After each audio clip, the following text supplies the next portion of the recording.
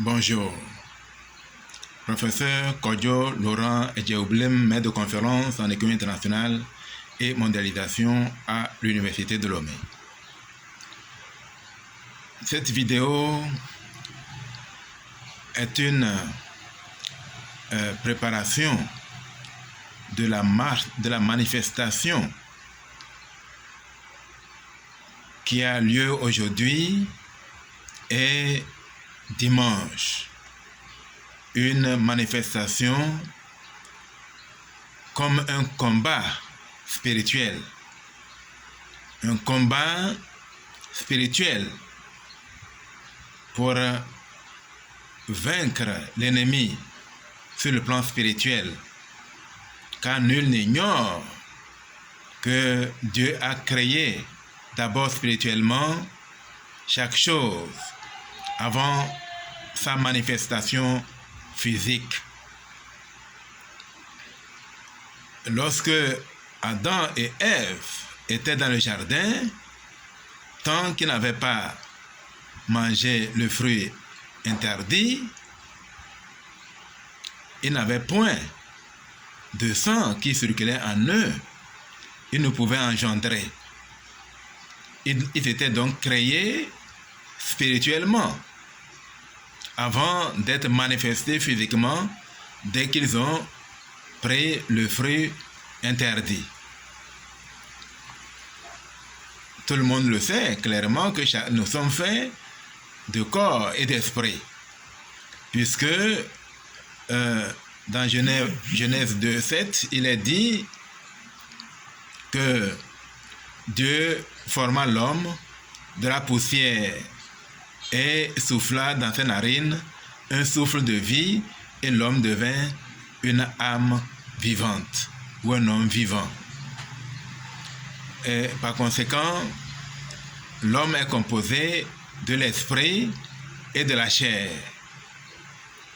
Toute chose est composée de l'esprit et de la chair. De même, si nous voulons vaincre qui que ce soit dans le monde réel, tant qu'il n'est pas vaincu spirituellement, c'est en vain que vous le cherchez physiquement. Donc chaque fois que vous avez vaincu quelqu'un physiquement, sachez que dans le combat spirituel, vous l'avez vaincu. Nous allons, pour commencer, rendre un certain nombre de témoignages pour montrer aux uns et aux autres l'importance du combat spirituel. Oui, premièrement, je voudrais rendre témoignage sur les combats spirituels que j'ai faits avant d'obtenir la victoire dans le monde réel. Je me rappelle que en 2003, j'avais passé un concours pour entrer au programme des Nations Unies pour le développement. Et dans la mesure où on ne cherchait qu'une seule personne, il fallait donc vaincre la résistance. Il fallait vaincre l'ennemi. Nous n'avons point à lutter contre la chair et le sang. Quand je dis vaincre l'ennemi, il ne s'agit pas de vaincre les collègues qui ont passé cet examen. Il s'agit de vaincre l'ennemi de toute justice. L'ennemi qui empêche que nous soyons heureux. Car il y a un ennemi derrière chaque chose. Il y a un ennemi derrière chaque emploi. Il y a un ennemi derrière chaque pays. Chaque pays est gouverné par un esprit diabolique ou par un esprit angélique. Chaque continent est gouverné par un archange. L'archange qui gouverne l'Afrique, c'est l'archange Michel. Et je le dis parce que c'est un témoignage personnel. Car j'ai vu l'archange Michel précipiter Lucifer sur la terre. tout le monde se rappelle que avant que le monde fût, il a fallu combattre spirituellement Lucifer pour le précipiter sur la terre avant de faire toutes choses. Quiconque est élu de Dieu sait que le combat spirituel est inévitable. C'est le combat spirituel qui permet de vaincre physiquement. Voilà, donc après avoir passé au moins, il y a quatre matières qu'il faut passer. Après avoir passé deux épreuves, je m'étais rendu une fois en songe. Généralement, les combats d'ordre spirituel se font pendant que nous dormons. Pendant que nous dormons, notre esprit livre des combats d'ordre spirituel. Voilà. Lorsque j'avais fini les 2 premières épreuves, dans un songe, je m'étais rendu à une conférence. Une grande conférence. Et à un moment donné, je m'étais levé de la conférence pour rentrer chez moi. Et dans l'assemblée, quelqu'un s'est levé pour me suivre. Et lorsque nous sommes arrivés à un endroit où nous étions seuls, cette personne s'est transformée en un lion et a commencé à m'attaquer. Et j'ai foncé, j'ai rugi sur ce lion, je l'ai attrapé par mes mains, je l'ai broyé par mes mains nues. Je l'ai broyé par mes mains et je l'ai tenu dans ma main. Et je continuais à marcher en rentrant chez moi. Je rentre chez moi et à quelques 300 mètres de la maison, nous voyons nos mères qui venaient de chercher de l'eau. Elles sont allées au puits pour chercher de l'eau. Et je leur ai montré ce que j'avais attrapé. Et elles s'étaient réjouies. Puis, le songe prit fin. Quand le songe prit fin, je ne comprenais pas tout à fait ce que c'était. Mais, peu de temps après ce songe, je fus convoqué pour une dernière épreuve. Une dernière épreuve, oui. Et quand je me suis rendu à cette dernière épreuve, j'ai eu un résultat spectaculaire. Mais ce qui est crucial, c'est que une des questions qui m'avait été posée était une question de pratique du PNUD. Cette question m'échappait, puisque je n'avais pas encore travaillé au PNUD pour connaître les questions de pratique du PNUD. Mais j'ai répondu à cette question de manière étonnante. Juste, la parole m'est apparue subitement. La parole m'est apparue subitement, puis j'ai dit cela, et tout le monde était convaincu. Et j'étais étonné qu'il soit convaincu, puisque je ne connaissais pas la réponse. Et juste après cette épreuve, j'ai reçu une lettre parce que, dit-on, les autres candidats ne pouvaient plus me rattraper vu les notes que j'avais eues dans les 3 premières épreuves. Et je fus déclaré admis. Mais il faut noter que cela ne s'est pas fait du tout par hasard, puisque l'examen, le premier examen a eu lieu le 29 septembre. Le 29 septembre est un jour extraordinaire pour moi. Je fus baptisé le 29 septembre et confirmé le 29 septembre. j'ai trouvé mon premier emploi en France le 29 septembre 1992 en tant que professeur des lycées, au lycée Jean Dauté à La Rochelle, et ainsi de suite.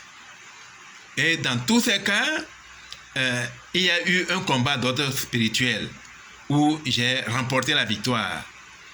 Je pense que quand l'examen ou le conflit a lieu un 29 septembre, je pense que celui qui me donne là où je puise ma force, c'est dans l'archange Michel, puisque c'est son jour, le 29 septembre. Voilà, donc par ailleurs, on peut évoquer le cas de un autre cas qui s'est produit, je l'ai déjà raconté dans les vidéos précédentes, lorsque nous avons commencé l'église au Togo, les difficultés étaient énormes. Les frères ne comprenaient pas la doctrine. Et comme nous étions les plus avancés dans le domaine, puisque moi j'avais été baptisé en France, au moins 5 ans avant que je ne rentre ici. Ce faisant, j'avais des connaissances importantes. Mais, puisque la doctrine était complètement nouvelle, quand nous enseignions, il était difficile aux uns et aux autres de croire en ce que nous enseignions. Mais, grâce à l'Esprit du Seigneur, certains avaient commencé à comprendre. Voilà. Mais, il y avait eu beaucoup de conflits. Et un de ces conflits s'est achevé lorsque, dans un songe extraordinaire, 2 gros serpents avaient mené un combat devant moi. Et on me disait, voilà ton serpent, il va livrer un combat avec le serpent ennemi. Et il a fallu que mon serpent tue le serpent ennemi avant que l'église ne commence à prospérer au Togo. Voilà, je rappelle également que le même phénomène s'est produit lorsque je voulais créer l'école American Institute of Africa. Puisque là également, un gros serpent s'est présenté dans l'établissement, dans un songe. Dans un songe, un gros serpent est apparu dans notre établissement. Et quand il est apparu, un de nos étudiants l'a attrapé par le cou, l'a serré bien, puis l'a étranglé. Mais c'était un gros serpent.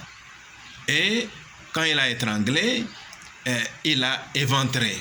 Et il l'a suspendu dans la cour de l'établissement. Et c'était véritablement un serpent géant. Et quand on le voit de l'intérieur, on a envie de le consommer parce qu'il était rempli de graisse, était rempli de bonne viande. Voilà, donc les étudiants me disaient, ils vont me donner ma part, mais j'ai dit non, ils peuvent le prendre. Voilà, donc c'est après cette victoire sur le plan spirituel que l'école a commencé à prendre de l'importance. C'est après cela que nous avons obtenu l'agrément, et ainsi de suite. Voilà comment le combat d'ordre spirituel est primordial. Sans ce combat, aucune victoire physique ne peut avoir lieu. Il y a d'autres exemples de ce genre. Il y a tellement d'exemples que si je veux parler seulement de cela, nous ne pourrons pas finir. Je dois ajouter aussi que sur le plan personnel, familial, il m'est arrivé d'étrangler aussi cette fois-ci, je ne l'ai pas étranglé, mais je l'ai coupé par la gorge. Il restait un tout petit peu. Et en famille, nous l'avons éventré. Et il était rempli d'œufs et de toutes sortes de choses. Mais ce serpent avait serpenté toute la maison et c'est une partie qui était sortie à l'extérieur. C'est cette partie-là que nous avons coupée et nous avons vu à quel point ce serpent était gros. Souvent, c'est lorsque nous le tuons que nous voyons à quel point il est gigantesque. Et c'est après cela que notre famille a démarré réellement. Donc, vous voyez, tant que vous n'avez pas vaincu l'ennemi sur le plan spirituel, c'est en vain que vous luttez sur le plan physique. Donc, les sages, les élus, quand ils mènent un combat d'ordre physique, ils vont à un rythme raisonnable. Ils ne foncent pas trop parce qu'ils savent que tant qu'ils n'ont pas eu un signe de la victoire sur le plan spirituel, s'ils combattent vigoureusement, s'ils vont trop vite, ils vont perdre le combat. Parce qu'il faut véritablement vaincre sur le plan spirituel avant d'accélérer le combat physique. Je me rappelle que j'étais allé à un concours d'agrégation il y a quelques années dans un pays que je ne vais pas nommer, avec un jury qui n'était pas acquis à ma cause. La veille de ce concours, il y eut un combat extraordinaire. Le jury m'a affronté dans un combat, mais je ne voyais point leur visage. Mais ils m'ont affronté dans un songe. Et nous nous combattions. Et dans ce combat, quand j'ai regardé, j'ai vu que toute la forêt était dévastée par ce combat. Toute la forêt était dévastée. Et c'était un combat terrible. Et lorsque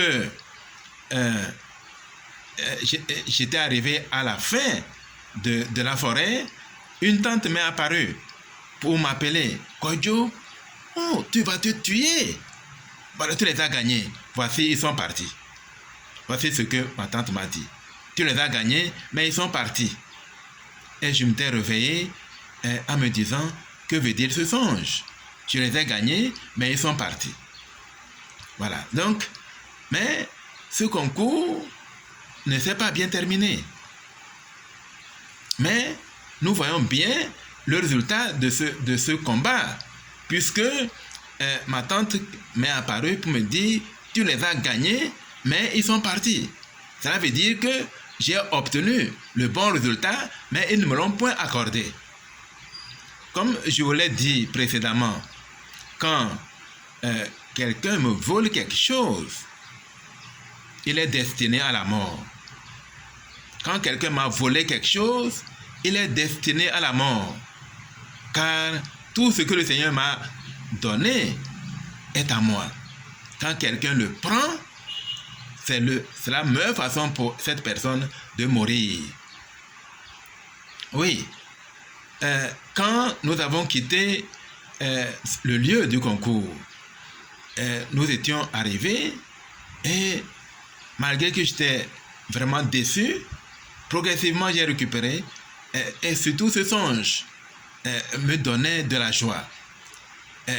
Je savais que j'ai réussi, mais ils n'ont pas voulu me l'accorder, puisque même un des membres du jury m'a dit, s'est repenti devant moi.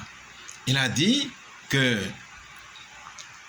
oui, franchement, il n'a rien compris de mes travaux, qu'il n'est pas de ma spécialité. Il ne sait pas pourquoi on l'a remis mes travaux. Celui qui ne s'est pas repenti est mort brusquement. L'un des membres du jury, un des rapporteurs, qui a été la cause de cet échec, est mort brusquement. Nous avons appris brusquement sa mort. Cet homme s'était manifesté peu de temps avant avant le concours, cet homme s'était manifesté à moi dans un songe également. Je m'étais rendu dans ce pays-là pour préparer le concours. Et quand je m'étais rendu dans ce pays pour préparer mon concours avec un autre professeur, ce professeur, membre du jury, s'est présenté. Il était dans un amphi, il est sorti de l'amphi avec un pagne noué au niveau de la taille. Et il s'avançait vers moi et il m'a appelé. Et je l'ai suivi et on est allé au milieu de l'université. Arrivé au milieu de l'université, il s'adresse à moi pour me dire non, qu'il ne peut pas m'accorder l'examen. Et il m'a donné un nom, allez voir un tel. Et je n'ai pas compris. Et c'est lorsque le concours s'est achevé que j'ai tout compris. Et que cet homme refusait de me donner l'examen. Mais, curieusement, sans rien faire, nous avons appris son décès un après-midi et tout le monde était surpris. Voilà comment les choses se passent sur le monde dans le domaine spirituel avant d'avoir lieu dans le domaine physique. Un autre cas où il faut combattre spirituellement avant d'avoir la victoire physique s'est manifesté lorsque quel exemple donner encore? J'ai tellement d'exemples. Nous sommes déjà à 21 minutes. Il ne reste plus que 14 minutes, non 13 minutes. Donc nous allons avancer plus vers la préparation de la manifestation d'aujourd'hui et de dimanche. Donc nous voyons clairement que il est vraiment important de vaincre spirituellement avant de vaincre physiquement. Parce que chaque chose, chaque pays, chaque nation a une âme, a un esprit. Cet esprit peut être dominé par Satan ou peut être tenu par un ange ou un archange. Voilà, donc je vais faire une petite prière et après la prière, je vais présenter les péchés qui détruisent notre pays, les péchés qui font que nous ne pouvons pas avancer sur le plan physique. D'abord, la prière. Oh Dieu, Père Saint, Père éternel, toi, le seul vrai Dieu, le Dieu d'Israël, le Dieu éternel. Voilà, je viens vers toi encore aujourd'hui pour te demander une intervention spéciale en faveur de notre pays. Seigneur, je veux que ton peuple du Togo se répande, que les élus se répandent. Si il y a 50 justes dans le pays, la victoire est assurée. Nous voulons qu'un nombre suffisant d'élus et de disciples, de prophètes, les membres, les saints, tous ceux qui sont forts dans la foi, ceux qui avaient une grande place auprès de toi avant la fondation de ce monde, Seigneur. Nous avons besoin d'eux. Nous voulons qu'ils se répandent, qu'ils lèvent les deux mains vers le ciel, vers toi, pour dire, je regrette le mal que j'ai fait. Je le confesse, voilà ce que j'ai fait. J'abandonne. Pardon, je ne recommencerai plus jamais. Et je vais réparer si je peux. Voilà ce qu'il faut faire. C'est toute la manifestation. Si nous faisons cela, et à partir de ce moment, nous commençons à exercer, à activer les armes spirituelles du chrétien, la victoire sera assurée. Père Saint, nous voulons vraiment que tu te tournes vers nous pour nous sauver, car nous périssons. Seigneur, déverse ton Esprit Saint en abondance sur nous, afin que ton message soit puissant et soit convaincant. C'est là notre prière humblement, au nom sacré de ton Fils unique Jésus-Christ. Amen. Maintenant, quels sont les péchés capitaux du peuple togolais? Premièrement, il faut savoir que chaque pays a une âme. Et cette âme est forgée par l'ensemble de la nation. Les emblèmes nationaux, l'hymne national, ainsi de suite, toutes ces choses constituent des bénédictions ou des malédictions. Lorsque vous regardez l'hymne du Togo, vous voyez qu'il est adressé à la terre de nos aïeux. Nous adorons la terre. Nous adorons d'autres dieux, les dieux étrangers, Jupiter, Junon et Mercure. Nous adorons des dieux étrangers. Nous adorons une multitude de dieux. Or, c'est le tout premier commandement que nous enfreignons ici. Tu n'auras pas d'autres dieux devant ma face. Ensuite, il y a d'autres péchés. Nous avons l'argent comme Dieu. Beaucoup d'entre nous ont l'argent comme Dieu.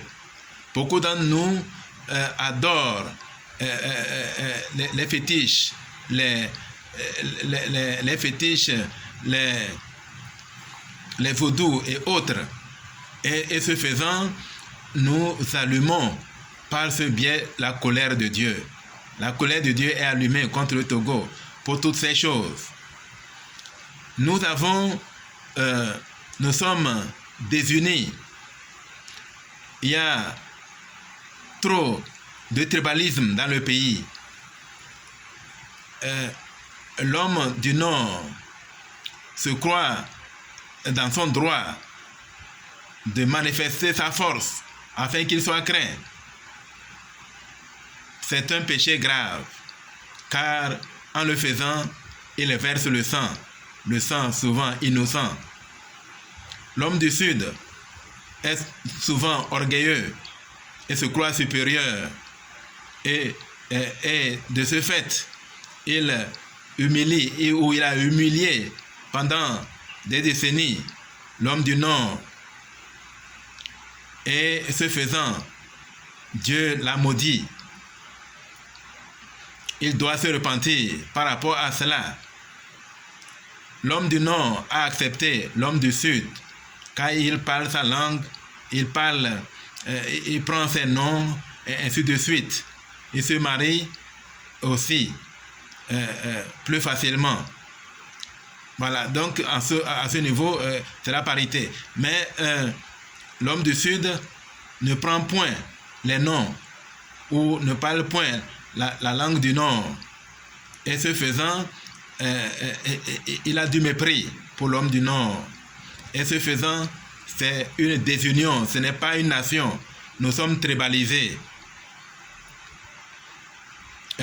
L'homme du Nord, pour résumer, il y a beaucoup de tribalisme, il y a beaucoup de divisions sur le plan physique, sur le plan spirituel, et ce faisant, la bénédiction s'éloigne de nous, et quand cela se passe, la malédiction ronge le pays. D'autre part, il y a une corruption qui a gangréné le pays. Les uns et les autres se comportent comme des gloutons, comme des sauvages. Chaque service public, chaque entreprise publique est devenue comme une affaire personnelle. Tout franc CFA qui tombe dans la caisse est considéré comme un gain personnel. Cela n'est pas bon. Quiconque est dans cet état a grand lieu de se repentir. De même, nous voyons que beaucoup de sang sont versés depuis les indépendances jusqu'à nos jours. Et ce sang n'a jamais été expié. Et ce sang crée toujours sous le sol et à l'endroit des Togolais. Et ce sang n'a jamais été expié. Par ailleurs, on note également que la veuve et l'orphelin sont oubliés. Et personne ne fait cas d'eux. Ils souffrent dans leur détresse. Il y a beaucoup de gens qui sont en détresse et personne ne se souvient d'eux. Ce sont des péchés graves. Il y a aussi la tricherie, la malhonnêteté, l'adultère, les faux témoignages. La justice est complètement tombée. Tout cela, ce sont des péchés gigantesques qui se dressent contre nous. Il y a trop de péchés. Il y a trop de péchés. L'injustice est terrible. Le vol est terrible. La méchanceté est terrible. Tout est détruit. Il n'y a plus de pays. C'est la jungle. Tout le monde chacun ne cherche que son intérêt. Personne ne pense à l'autre. Le pays est complètement sous interdit. Les familles n'existent plus. Les familles s'entredéchirent. Et tout cela ressemble à une jungle. C'est pour cette raison que le pays vit sous la malédiction. Voilà. Il y a tant d'autres péchés, tant d'autres crimes que je ne peux pas tout citer ici. Nous ne pouvons pas citer tous les péchés, mais quiconque qui commet un péché doit lever ses deux mains vers le ciel pour dire: oh Dieu, j'ai péché contre toi, je regrette, je confesse, je délaisse, je répare, c'est passé, pardonne-moi. Voilà ce qu'il faut faire pour que ce pays sorte de l'ornière, afin que des temps de rafraîchissement puissent venir. Nous sommes dans un pays où nous adorons les dieux étrangers, Jupiter, Junon et Mercure, et plein d'autres dieux. Nous les adorons. Et cela est mauvais devant Dieu. Et nous croyons que Dieu peut nous sauver dans cet état. Dieu n'a jamais sauvé un peuple dans un état pareil. C'est pour cette raison que le pays est dans cette situation. Tant que ces choses ne sont pas réparées, tant qu'il n'y a pas un effort conscient pour se détourner de ces choses, le pays restera dans l'état où il est jusqu'à présent. On peut critiquer qui que ce soit. Chacun doit se repentir pour ses propres péchés et non pour les péchés d'autrui. Voilà ce qu'il faut faire. C'est là la manifestation. Quiconque fait cela est en train de combattre Lucifer. Quiconque se repent est en train de combattre Lucifer. Combattre Lucifer, c'est être juste. C'est de commettre les péchés. C'est d'être injuste. Porter le bouclier de la foi.